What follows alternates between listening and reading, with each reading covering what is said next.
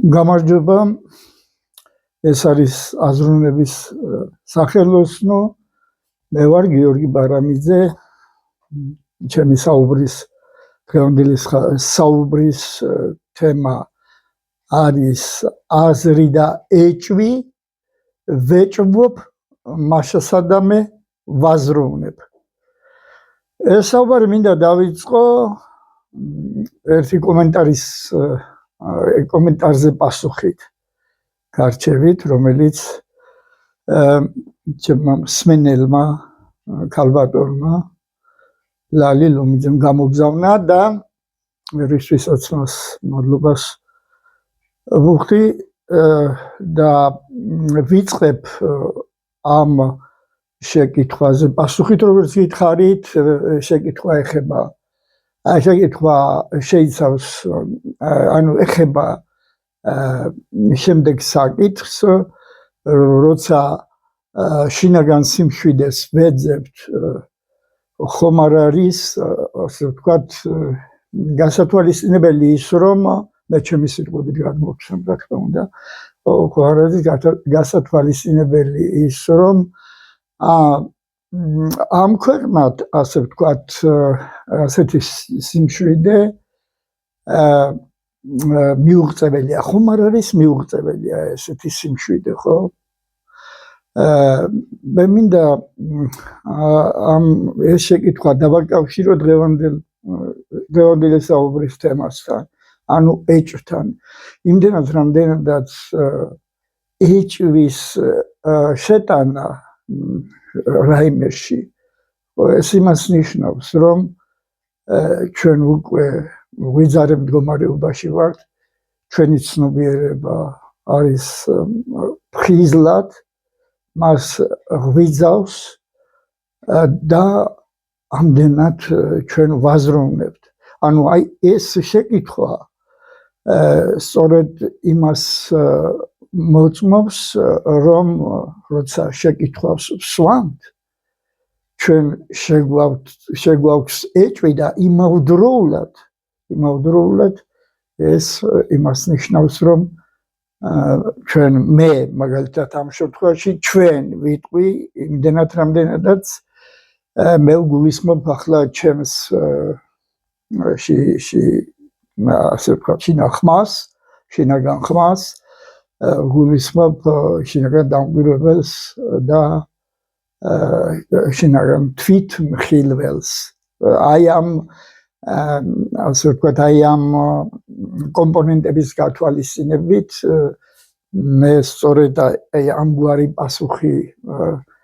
ჩავთვალე საჭიროდ, რომ გამეცა შეკითხვის ავტორისთვის, ხოლო რაც ეხება ახლა შინაგან ხმას, იმიტომ რომ ჩვენი სფერო ამ შემთხვევაში არის შინაგანი სამყარო, ხო? შეკითხვის მეორე ნაწილი ეხება იმას, თუ რამდენად არის შესაძლებელი ხმის გაკონტროლება და მისი საზღვრებში მოქცევა. აი ესეც არის, რა თქმა უნდა, შემადგენელი ნაწილი ეჭვისა, ხო? ანუ აზროვნების ელემენტია. აი ეს კომპონენტები, რომელზეც ამახვილებს ყურადღებას ქალბატონი ლიკა. ეხლა რაც ეხება შინაგან ხმას, შინაგანი ხმის გაკონტროლება, ალბათ მე ვფიქრობ, რომ შინაგანი ხმის და მე ვფიქრობ იმას ნიშნავს, რომ მე ვიზიარებ იმ აზრებს, ასე ვთქვათ, და იმ გამოცდილებას, სადაც აი ჩემი შინაგანი დამკვირვებელი და თვითმხილველი მეუბნება, ხო? და ვიგონებ რაღაცებს, ვიხსენებ ჩემი წარსული გამოცდილებიდან, თუ ესა თუ ის საკითხი რა კუთხით გავიაზრო, ხო? შინაგანი ხმის გაკონტროლება ალბათ შეუძლებელია, იმდენად რამდენადაც აქ ესე იგი თუ ჩვენ მიზნად გვაქვს დასახული და მე ჩემს შინაგან მინდა რომ ამას ხაზი გაუსვა რომ მე გულისხმობ მხოლოდ ჩემს შინაგან მდგომარეობას და თქვენსაც იმდენად რამდენად თუ კი ჩვენ ერთნაირი სტრუქტურები გვაქვს ხო ჯერჯერობით მე ამაშიც არა ვარ დარწმუნებული და დარწმუნებული საერთოდ არაფერში არა ვარ ხო გარდა იმისა რომ არა ვარ დარწმუნებული აი რომ არა ვარ დარწმუნებული ამაში ვარ დარწმუნებული თუ რა ვიცი აი როგორ თქვა ხო ეხლა მე და ჩახლართული აზრი რო არ გამოვიდეს ვიტყვი რომ შინაგან სამყაროში ჩემს შინაგან სამყაროში ნიშნულობა აქვს არა კონტროლს არამედ დაკვირვებას ეს ორი სრულიად სხვადასხვა რაღაც არის ხო ანუ კონტროლი ნიშნავს გარკვეულწილად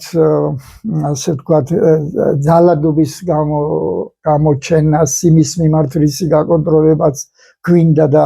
რაღაცა გარკვეულ ჩარჩოებში ჩასმას ხო ამ შემთხვევაში მე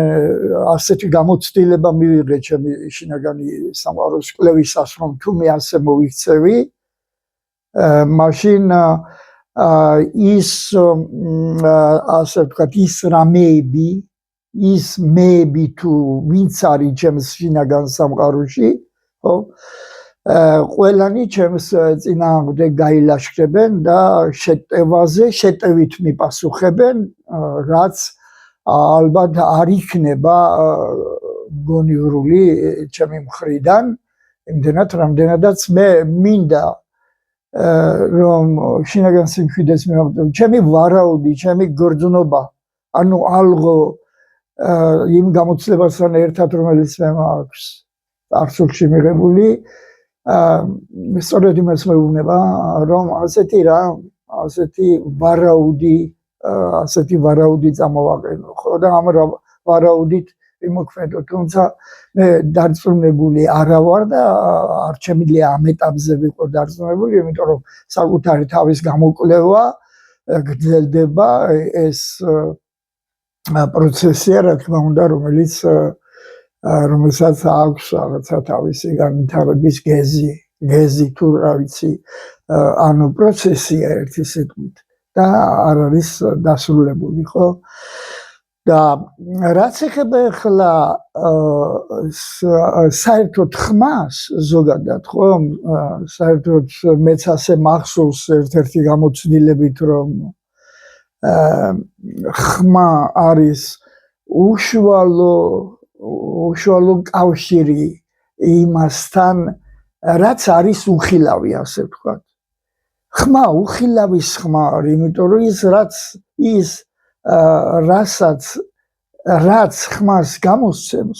რაც ხმას გამოსცემს ხო ჩემთვის ის არის უხილავია მე მას ვერ ვხედავ ასე მეუბნება მე ჩემი გამოცდილება რომელიც მიმიღია და უშუალოდ ეს იქნება რელიგიური გაგებით ხმა ხო თუ იქნება ხმა ფილოსოფიური გაგებით და უშუალოდ ლოგოსი ხო რომელსაც ჩვენ ვერ ხედავთ მაგრამ რომლისგანაც მოედინება ასე ვთქვათ ეს ხმა გამოდის ეს ხმა რომელიც უშუალოდ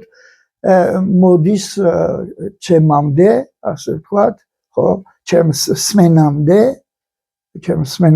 უშუალოდ მოდის ასეთი იყო წარმოდგენა რომელიც მე მქონდა თუმცა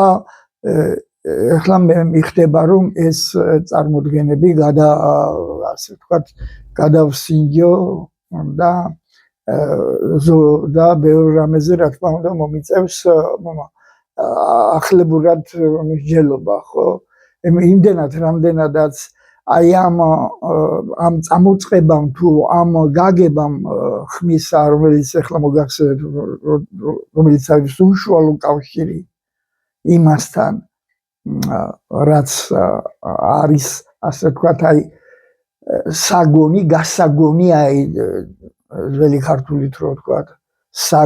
გასაგონი ანუ რასაც უნდა გავუგონო რაც უნდა გავიგონო, ანუ გონგში შევიღო, ხო? ეს უშუალოდ მოდის ჩემამდე და მეუბნებოდნენ და მარწმუნებდნენ იმაში, რომ ეს არის ავთენტური, ეს ხმა ავთენტურია. ანუ ეს უშუალო ხმაა, ეს არ განიცდის ტრანსფორმაციებს, ხმა უშუალოდ მოდის ჩემამდე, ხო? და ჩემი მხრიდან, რა თქმა უნდა, მას ხდება ის უნარი, რაც ეხლა მახსენე მე, ჩემი უნარი იმისა, რომ მე გავიგონო. ხმა არის გასაგონი, ხოლო მე ვარ გამგონი, დაუშვათ, აი ასეთი გამოცდილება მაქვს მე, ხო? მაგრამ მე სხვა გამოცდილებები შემოვიდა, ასე ვთქვათ, ჩემს შინაგან სამყაროში და ეს გულისხმობდა იმას, რომ მოხდა ეხლა უნდა გამოვიყენო, ასე ვთქვათ, და არ გამოვიყენებ სპეციალურ ტერმინოლოგიას, მაინც და ვიტყვი, რომ მოხდა ხმის დაშლა. რას ნიშნავს ხმის დაშლა? ხმის დაშლა ნიშნავს იმას, რომ თუ ჩვენ ხმა გვეგონა ერთგვაროვანი, უცვლელი და ავთენტურად გამომავალი, ასე ვთქვათ, ხო, აღმოჩნდა, რომ ის არ არის ასეთი და ამ მოვლენას, ამ აღმოჩენას, რომ ხმა არ არის ავთენტური ხმა, ისე უწოდებენ კიდეც, ანუ ხმასთან დაკავშირებულ იმედგაცრუებას. ანუ თვლის ზოგიერთი მოაზროვნე, რომ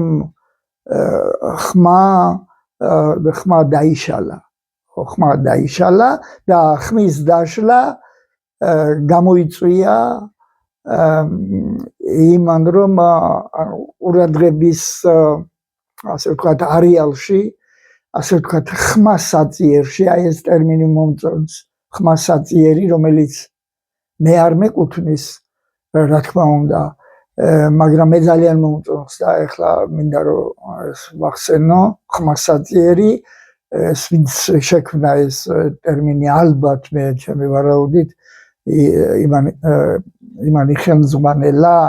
სიტყვით და გაგებით, ქართული სიტყვით და გაგებით, რომელსაც ქვია თვალსაძიერი, ხო? თვალსაძიერის გარდა ადამიანს, ანუ მე ხანდახან იარადა ხშირად მოვიწდება, რომ მე ადამიანის შესახებ კი არ ვლაპარაკობ ზოგადად, არამედ მე ჩემი კონკრეტული არსებობა მაქვს და ჩემი კონკრეტული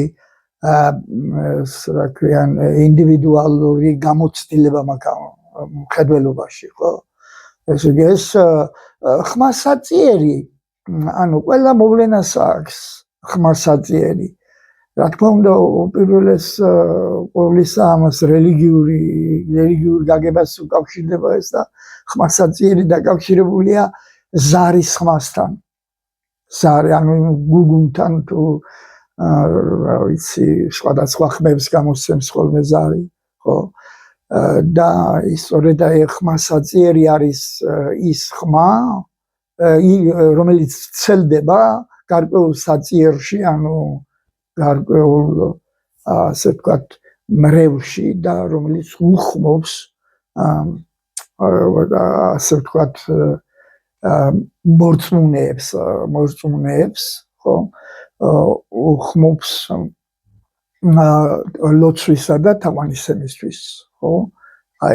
ეს არის ხმასაწიერში ალბათ ერთ-ერთი მთავარი მომენტი, მაინც თუ ყველაზე მთავარი არა. ეხლა რომ ხმა, ისე იგი ხმის ხმა რო დაკავშირებული არის, ასე ვთქვათ, სიმშვიდესთან, ხო? ეს ცნობილი ამბავია, ხო? და ჰარმონიისკენ სწრაფვა დაუშვათ, ჰარმონიული ხმებისკენ, კბილი ხმებისკენ სწრაფვა, სწორედ იმას გულისხმობს, რომ ამ შემთხვევაში ადამიანი ამ ხმების მოსმენით, ესე იგი, რა ქვია, სიმშვიდეს, ეს ამ ხმების მოსმენა მას სიმშვიდეს გვრის, ხო? ერთი ეს არის, რა თქმა უნდა, რაც უნდა გავითვალისწინოთ, მაგრამ იმავდროულად არ უნდა დავივიწყოთ ისიც რომ ხმა არ არის მარტო შოთ ბგერებით არ გადმოიცემა მარტო ბგერებით ხო ხმა არის იმავდროულად უტყვი ჩუმი და ის ვრცელდება ასე ვთქვათ ამ ხმასაწიერში ზოგადად რო ვთქვათ ეხლა ესე იგი ხმასაწიერში ვრცელდება საზრისების საშუალებით არ მნიშვნელობების საშუალებით ხო ყველა ხმას ჩემთან მოაქვს რაღაცა მნიშვნელობა და მე ვთქვი და დღესაც გამიმეორებ რომ ჩემ შინაგან სამყაროზე შემიძლია მე ვილაპარაკო და მე დავადასტურო კლავაც ის რომ მე მესმის უამრავი ხმა მე მეუბნებიან ჩემი ასე ვთქვათ მრჩევლები რომ და უამრავი ხმა რომ მესმის რა თქმა უნდა ეს ეხლა ალბათ მე ასე ვფიქრობ და მე ასე განვიცდი რომ ეს მაყენებს ანუ გამოწვევის წინაშე როგორ უნდა რა ურთიერთობა უნდა ჩამოვაყალიბო მე ამ ხმებთან ხო ზოგი მირჩევს რომ იცი და მოდი ყველა ხმას და არქვი თავის სახელი რომელიც გესმის ყველას როგორ დავარქმევ სახელს როცა ესენი უთვალავია ხო მაგრამ მაინც თუ მე ვცდი რომ ზოგიერთ მათგანს მაგალითად აი შიშის ხმა მე თუ ამას სახელს დავარქმევ შიშის ხმას ვუწოდებ ხო მე ჩემი მრჩევლები მეუბნებიან რომ ეს სამსახურს გაგიწევს ანუ შენ შეძლებ ხმის ასე ვთქვათ მოთვინიერებას ხო იმიტომ რომ სახელის დარქმევა ნიშნავს იმას რომ მას ამ სახელის საშუალებით აკონტროლებ მაგრამ მე რა თქმა უნდა მე გაურბი ვარ იმას რომ რაიმე გვარი კონტროლის იარაღი გამოვიყენო ჩემს შინაგან სამყაროში მე უფრო თავიდანვე იმაზე მქონდა აღებული გეზი რომ აი გავუშვა მიუშვა ხომ აი თუ მაინცსა და მაინც ეს ხმები აღვიქვი როგორც არაკეთილ სასურველი ჩემთვის ხომ მე მათ ასე ვთქვათ მოიყურებ ანუ წაუყურებ ამ ხმებს ხომ და როგორც აი ქართული გამოთქმა ამბობს ესე იგი ერთი ორიდან შევუშვებ მეორიდან გავუშვებ ესეც თავდაცვის საშუალებაა ხო ამ ხმებისგან ხო თუ არა და მე არანაირი სახელის დარქმევა არ მაქვს მიზნად დასახული მაგრამ მე შემიძლია ამ ხმებს დავაკვირდე შინაგანი დამკვირვებლების საშუალებით დავაკვირდე და აი რაღაცა გარკვეულ შემთხვევაში მე დავსვა შეკითხვები ამ ხმების მისამართით ანუ შეკითხვები დავსვა როგორც კი მე შეკითხვას დავსვამ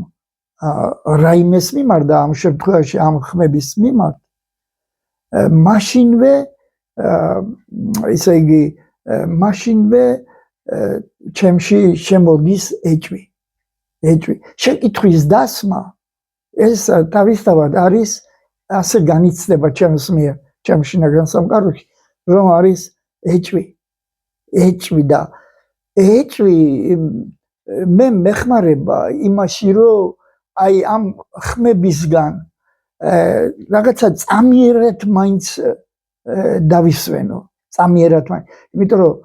ეჭვი არის შესვენება წამიერი შესვენება ხო ეს არის ერთი პაწაწკინტელა წერტილი ხო რომელიც ესე იგი ამ მუქ სამყაროში ასე ვთქვათ სადაც ყველაფერი გაურკვეველია ხო ჯერჯერობით და მე ამ ქაოსს განვიცდი ჩემში ხო მე მადლებს საშუალებას რომ ვიყო იმ წერტილში, სადაც ეს ოდნავ მჟუტავი სინათლე ჩანს. და სწორედ ჩემი ეჭვი მე მადლებს საშუალებას რომ გავანათო ეს წმდიადი, ასე ვთქვათ, ხო,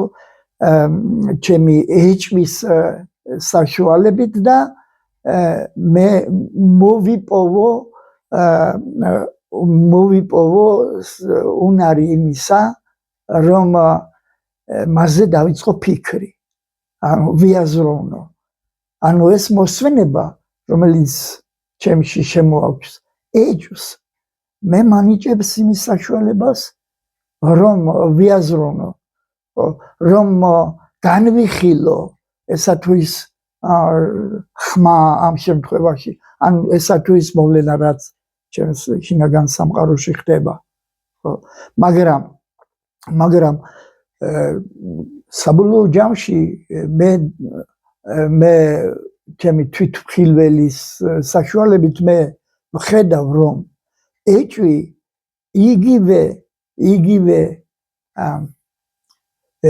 იგივე აზრია, ისე როგორც ხმა არის აზრი.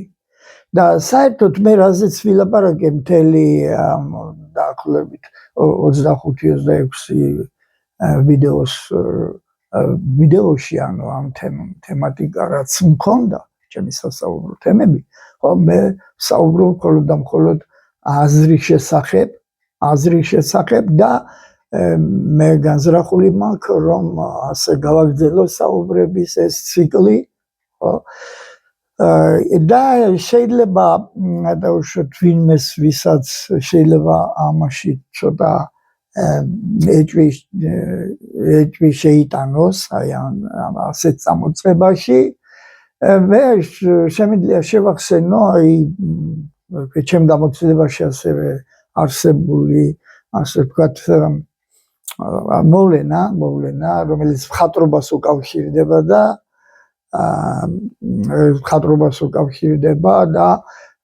შევახსენო ამ მხატვრის გამოცდილება, რომელიც ბევრმა თქვენგანმა იცის, ეხლა რა ვიცი თუ სახელის დასახელება არის საჭირო, ამასაც მოგახსენებთ, მაგრამ ეს მე მხედველობაში მაქვს, ანუ მყავს მხატვარი პოლ სეზანი, რომელიც ხატავდა ვაშლებს, მოგეხსენებათ, ბევრი ვაშლი აქვს დახატული, ბევრი ვაშლი, ხო? მაგრამ ის ხატავს ბევრ ვაშლს, იმდენად, რამდენადაც ის დარწმუნებულია, რომ თითოეული ვაშლი არის ინდივიდუალური და თავისებური, მაგრამ ვაშლია. აი ეს აზრები, რომელსაც მე ვახსენებ ჩემი საუბრების დროს, ყველა სხვადასხვაგვარია, ახლა ეჭვი სხვა არის, სხვანაირი აზრია, ხმა სხვანაირი აზრია და ასე შემდეგ და ასე შემდეგ, მაგრამ საბოლოო ჯამში აზრია და ერთი რაღაცა აზრი, რომელიც ასე ვთქვათ